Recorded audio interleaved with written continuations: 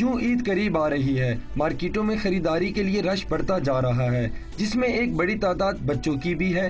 بچے عید خریداری کے لیے بازار آئیں اور اپنی پسند کی چیزوں کے لیے والدین سے ضد نہ کریں، ایسا تو ہو ہی نہیں سکتا۔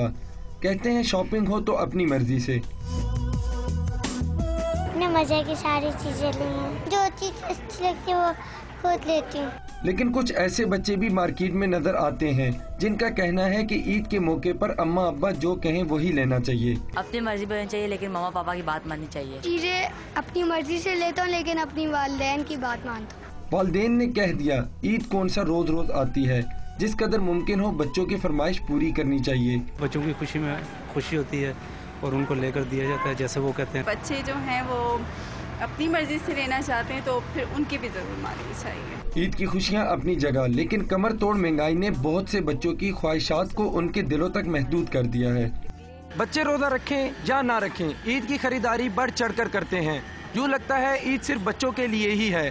کیمرہ مین رضوان راؤ کے ساتھ یاسر ملک، ڈان نیوز، اسلام آباد۔